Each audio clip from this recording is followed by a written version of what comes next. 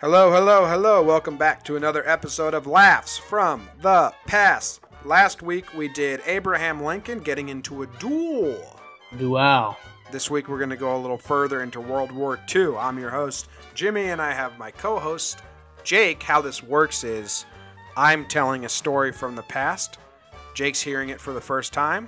Maybe you guys are. And we're going to get into it. How else would you say it? That's about it. Yes.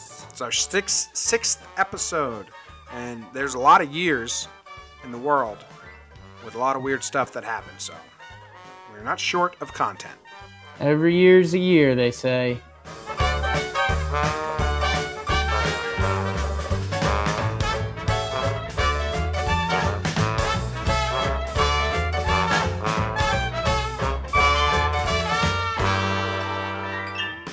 We're talking about D-Day, invasion, World War II. Yes. It's June, maybe, when this comes out. So, anniversary of D-Day just happened. 6-6. What do you know? I'm not trying to put you on the spot. Like, do you know how much you know about D-Day besides we invaded Europe? Not a ton. No, a lot of people died. A lot of people died. Pretty sad. A lot of people died. I know one of the beaches we landed on was named Utah. Utah, Omaha were the two American beaches. There's 4. Those were the two American. Where the American There's troops 5. It was 5? the Yankees trivia the other night. I forget. Oh yeah, but yeah. So Juno Beach and Gold Beach are further north, and like Juno Beach, I think one of those beaches they literally had a tea party. Like it was the English invaded and no Germans were there, so they're just like, okay, cool. Now we're talking. Yeah. I went to Normandy 2 years ago. It's awesome. Awesome visuals. But yeah, so Omaha and Utah were the most southern beaches on the stretch where there was the most Germans fought back. But a lot of the Germans' best troops weren't even that far south, Jake. And the reason why they weren't that far south down the coast is exactly what we're talking about today. It is the 23rd Headquarters Special Troops, now most commonly known as the Ghost Army. Ghost Army. So this is a German army? No, it's American. Oh, okay. And British. It's allies. Okay. So what was that part about the Germans not having their good fighters south? We're going to get there? Yep. So there's a place in England called Dover, and it's by Calais. I don't know how you say it in French. And that's, if you look at the English Channel, think of a river. It's really a channel, body of water. Right. England's on one side. France is on the other. Yep. The 2 points that are closest are Dover and I don't know how to say it in French. Calais, whatever. I like watching you say it. The Germans were pretty sure the English were going to take the shortest route, Right. When they attack, they knew an attack was coming. They were like, okay, they're the coming. Shortest distance between 2 points is a straight line. Yes. We didn't go there. We kind of went the longest route to where we went in Normandy. Okay.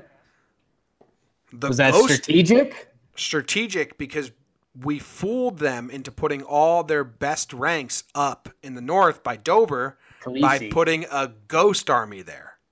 Love that. So this ghost army consisted... I like to think I'm a ghost army guy. I don't know. You have to be like... Maybe you are. Are you an artist? I think I'm doing things that intimidate the other side from across the river. Like I'm marching around like we're about to kill everyone in that country. I think I'm a good ghost army puppet. That's where I'm currently at.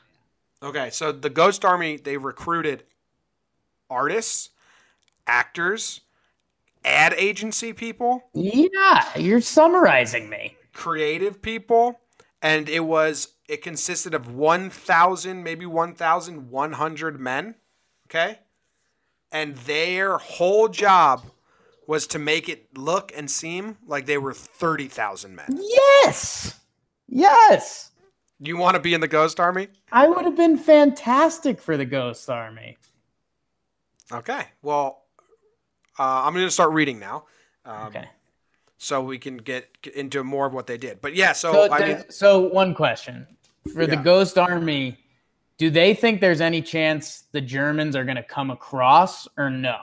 no, there was like when Dunkirk and all that, they thought the Germans were going to come across, but the Germans would have come across eventually. They were trying to figure out their own shit. They were kind of divided, but I think they knew that America, like Germany knew America had joined, and they were about to come across. So they fortified the entire coast. Okay. Like there's still shit. Like they put stuff on the beaches. And up north by Dover was where it was, across from Dover was where it was really like bunkers galore. Yeah. The best troops because what they were doing over in Dover was 1,100 guys.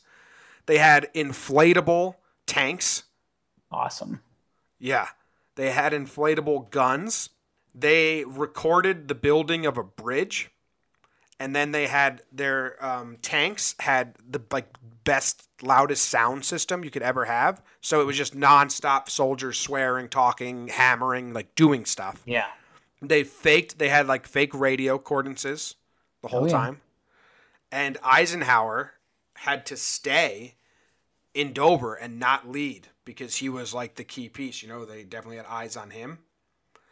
And whose idea was this?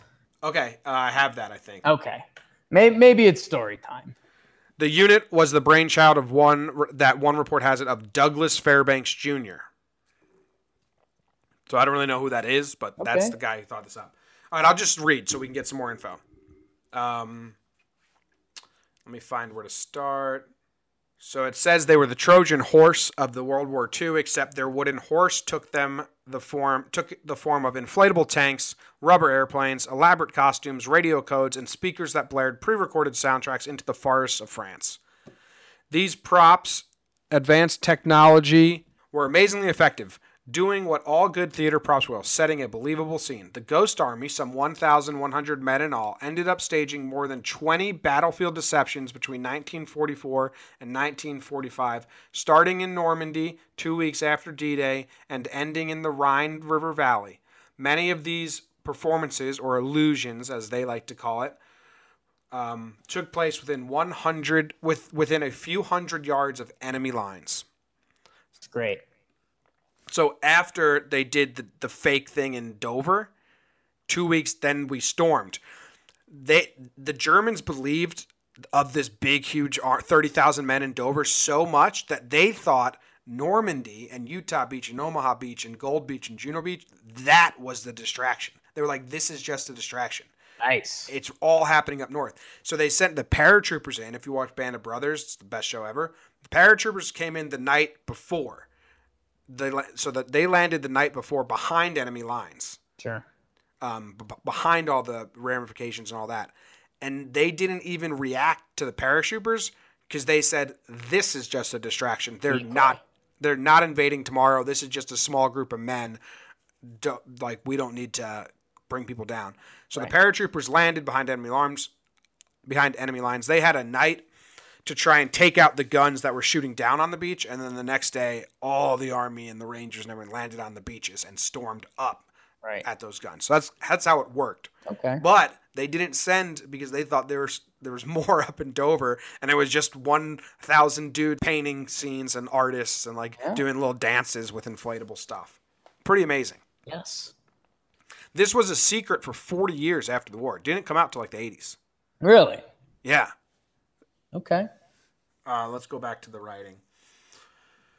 They relied on what the Ghost Army termed atmosphere, creating the overall impression of an omnipresent military force. Soldiers in the Ghost Army, they pretended to be members of fellow units.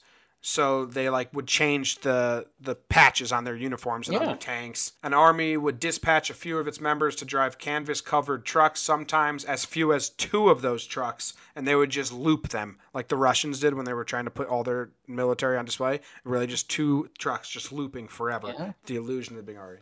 That's kind of the sucky job. Yes. Jack Macy, who was recruited into the Ghost Army at age 18, remembered, We were told we were going to be using inflatable equipment to try and fool the Germans into thinking that we were a real army when we were, in fact, I suppose, a rubber army. So let's talk about the recruitment process for these people. Because how do you get on board? Well, I already told you. I signed up. I signed up before I even knew. It's because, well, so my first question was, like, what were the odds of Germany bringing it at us? Because if they do, you're screwed because there's no guns. So you just told me, like, probably 95%. Germany's kind of bunkering down. They don't want to spread out. They just heard Germany's involved. Like, we're just going to flex our muscles over here. We should be good. And that's like, okay, so I get to be a huge part of the war. Mm-hmm. I'm a distraction. I'm helping the team with either zero risk of dying, or when it happens, it's happening. There's no middle area. So I tried to find, like, did the Germans ever encounter them?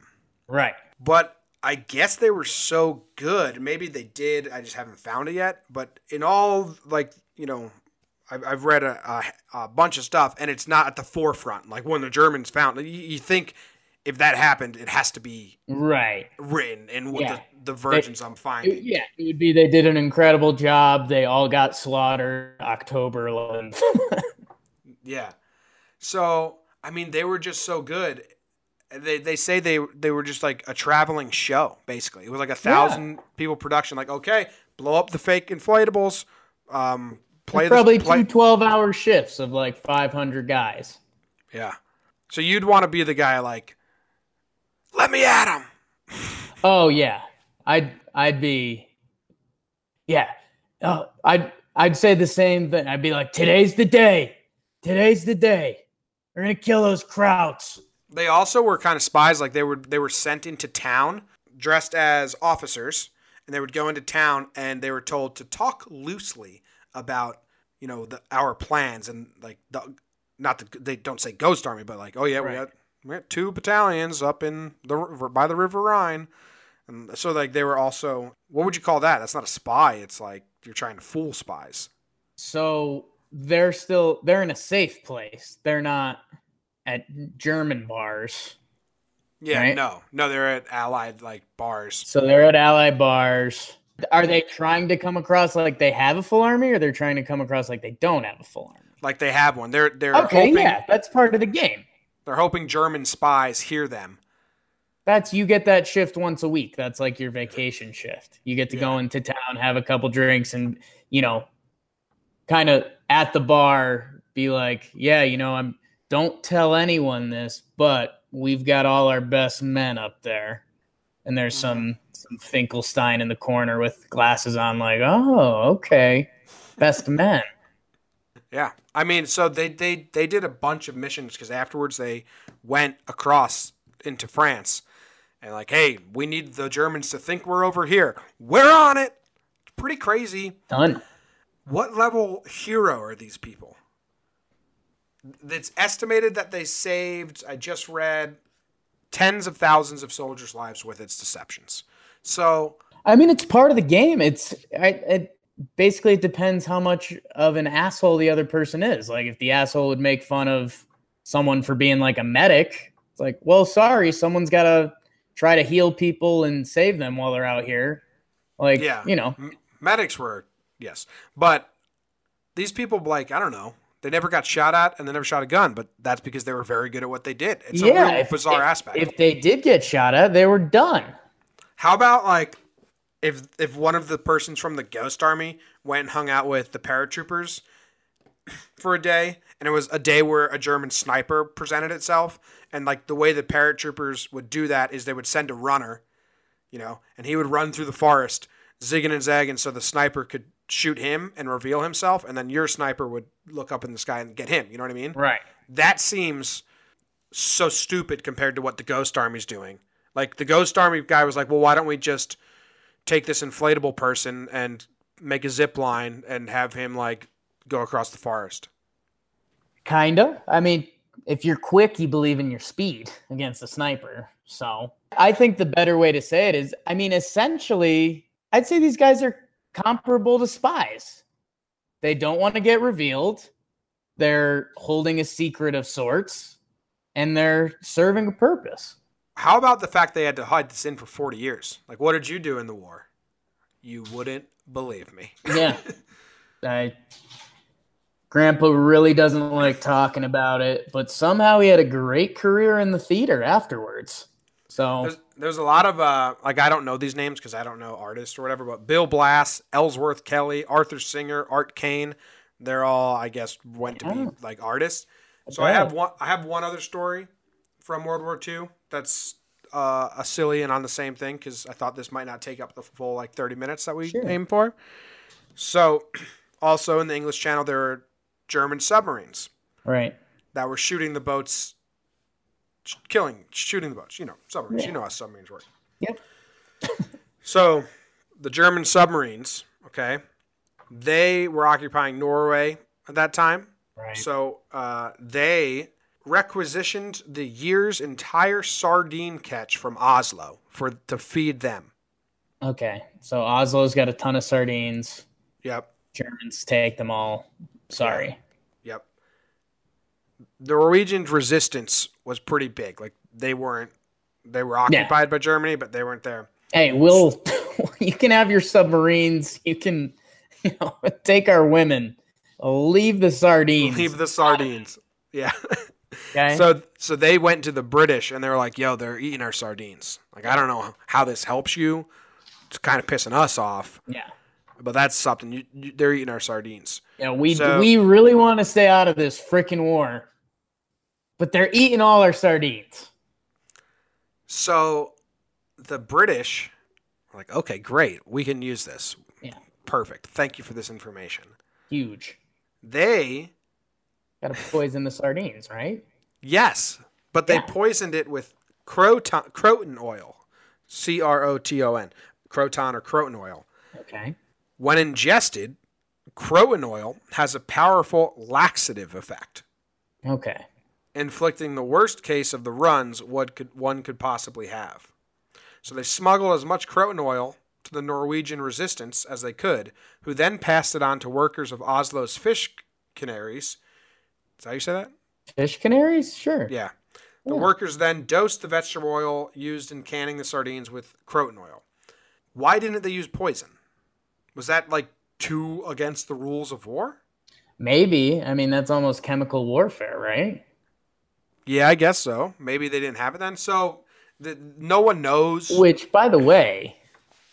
Yes. So say that's right. It's full-blown chemical warfare. They're like, we can't just poison the sardines and kill these guys.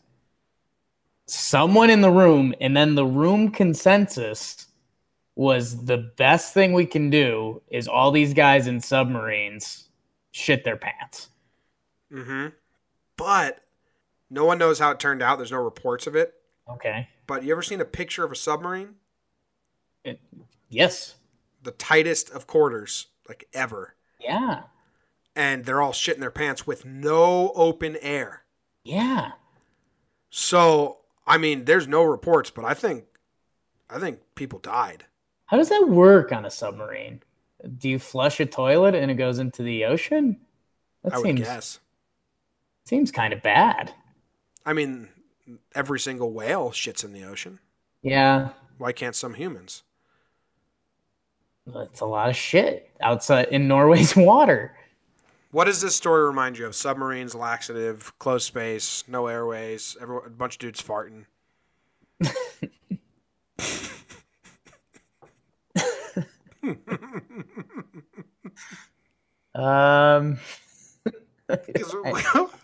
We've had an experience similar. I know this story. We've had an experience similar to these Germans in the fart submarines, and if it's anything near what we went through, they died. These guys died. Someone died. Know what it is? Know why there's no follow-up? Because, like... They died. Like, a couple people on the submarine, like, died, and it was, like, the worst experience ever, and the Germans had no idea, and they were just like, yo, promise we never fucking talk about this. One guy could not take it. His eyes were watering. He felt like he was a gas attacked, and he just ran to the door of the submarine and was like, "I'm fucking out of here." And then everyone else drowned. Do you think it got to the point where someone bailed? Yeah. Like, do you think there was? Do you think there's a German submarine that went down because of the Croton oil shit story? Yeah, so here's how I think it went.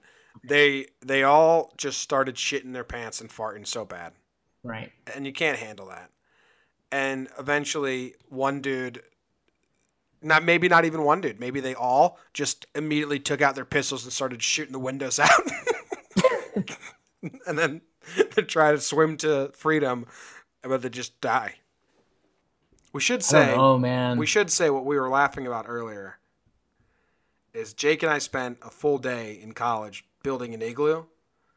And as soon as it was... that story? I'm fine with that. I thought you were talking about something else. Oh. Talking about you being approached. That's like, whoa. That story doesn't get shared. The igloo, Jake and I spent a full day digging out an igloo. We were like, yeah, man, let's eat lunch in here. Let's drink in here. It's college. We just built a sweet igloo. Snow day vibes. Good snow times. Day in college is the best times. More fun running a fake army to confuse the Germans to save the world, or a snow day in college? Snow day in college.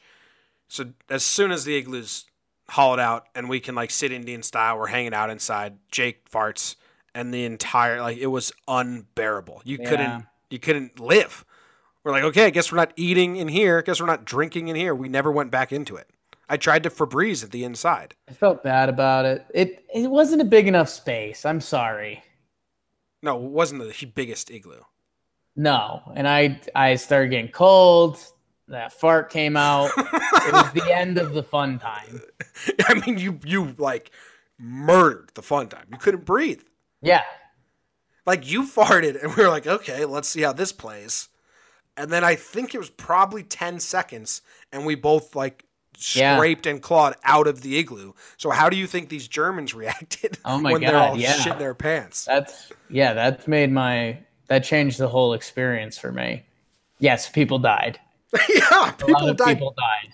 The British are acting like, oh, we don't know what happened with our old laxative prank. Well, dude, you killed them. That's why you don't know. The Germans to this day are like, we lost one submarine, don't know how. That's why it's never like, it's not like the Germans in their report go, oh yeah, we lost that submarine. They all shit their pants and, and killed themselves. Must have been there had to be one guy on the boat that didn't eat he's just like I hate sardines. I just can't do it. And then he's like, guys, don't eat these sardines, please. And then they all start like shitting and dying. And now he's in the worst spot ever. He's the one that breaks free. He's like, fuck you guys for eating those sardines. I don't know, man. How about this? There had to be one person that they were the first to fart or shit their pants. And the rest of the submarine, he's like a known grosso. Right. And they're like, dude, Billy, come on, dude. And he's like, yo, I'm sorry. And he doesn't even realize. And there's like a 2-minute window where he feels so bad.